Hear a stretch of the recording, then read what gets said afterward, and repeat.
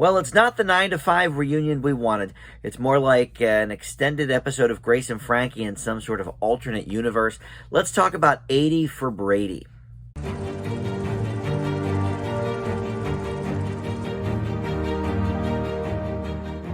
Hey guys, Dan here. This is Dan Reviews It. Welcome to my spoiler-free review for the new movie 80 for Brady. This is in theaters right now, of course, just in time for Super Bowl season, and it features Tom Brady in a few cameo scenes, but really he produced this thing, and it's loosely, very loosely based on these 5 women. Really, they turned them into 4 women for the movie, but these 5 real-life women who were obsessed with Tom Brady, and they were in their 80s and 90s. A couple of them are still alive, as a matter of fact, as well. But in any event, they are played in the film by Jane Fonda and Lily Tomlin, so there's your 9 to 5 and Gracie and Frankie sort of vibe.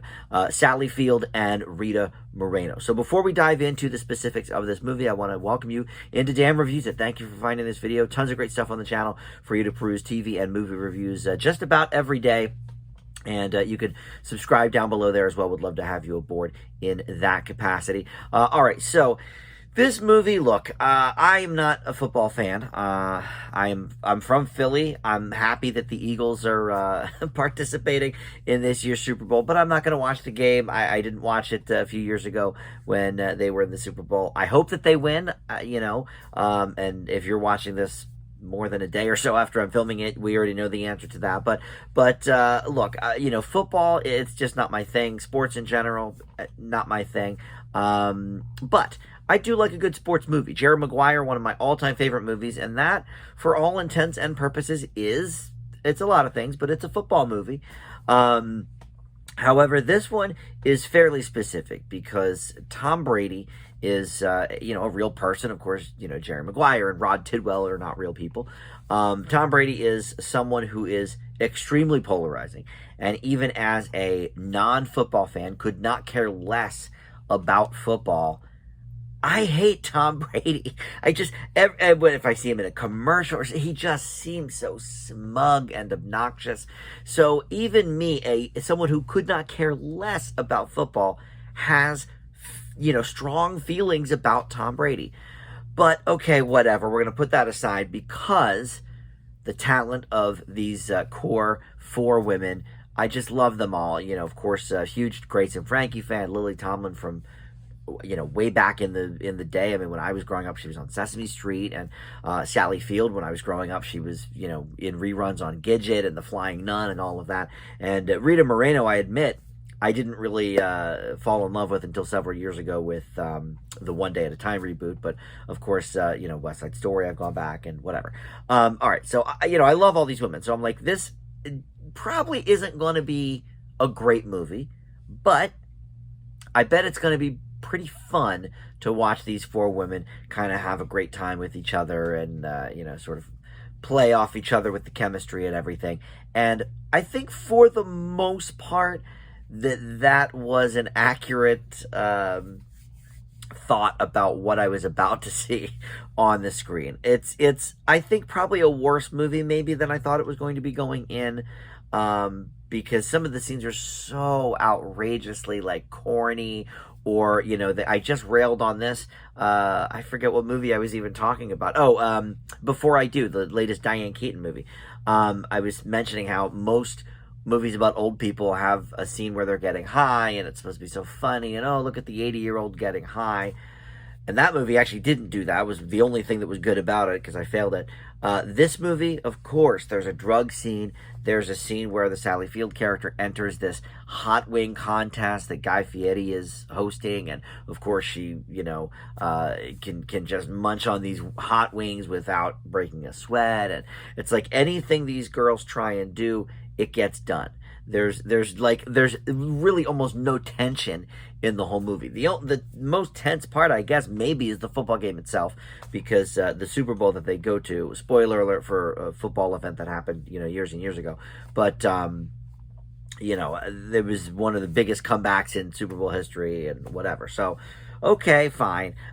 We had to see a lot of sort of recreation of that stuff. But really, this movie has almost nothing to do with the real group of women, the real over 80 for Brady group, they were called. And other than them existing, they never went to the Super Bowl. They never even tried to go to the Super Bowl. They just all enjoyed watching Tom Brady. They had the hots for him.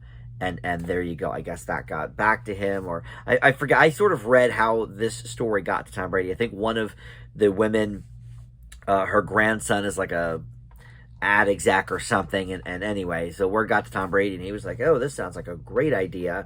I'm going to produce this and have a small role in it and whatever." And it's like, and I will admit, he actually is an okay actor. I do think he's probably going to have a future in like broadcasting, calling games, etc., etc. He seems to be kind of suited, I think, for that.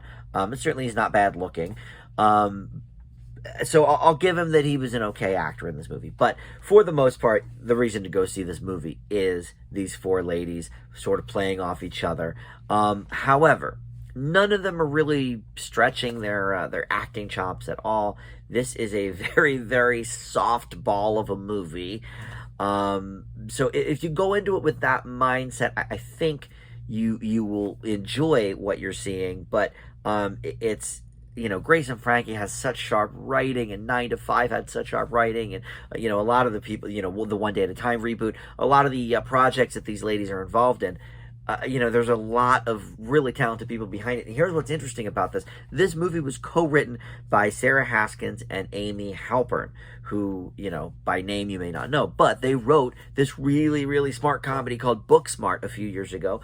And one of them, I think it's Sarah Haskins, created Trophy Wife, which was this great one-season series on ABC. It got canceled. It was a sitcom, and it was very, very funny and really sharp writing. This movie just has none of that. I will say there's a few interesting cameos that are kind of fun, other than Guy Fieri, that I won't really mention here, but their names come up in the beginning credits, so but they're in like a scene or two, and it's like, okay, cool, good to see them too. But this movie is just so light. It's such a softball of a movie. And then that whole thing that I mentioned, where it's like everything that they kind of hope for, it's like there's just no tension. Everything gets, they get, there's one roadblock here. Okay, well, let's just do this. Oh, okay, well, that worked. It's like over and over and over again we see that in this movie. So, look, I don't want to be too harsh on this movie. But it is a very, very middling grade here. I would love to see a real deal 9 to 5 reboot. Dolly Parton obviously is just, her career is on fire. She's probably more popular now than she's ever been. She sort of, I think, took the torch from Betty White for the most beloved, woman out there.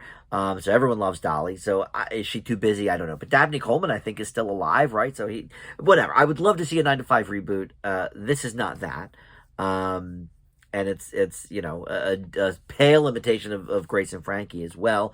But all these women are talent, and it's fun to see them kind of do their thing on the screen. So I'm going to leave 80 for Brady with a C.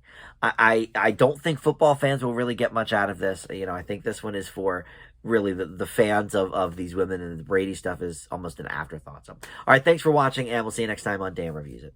Bye.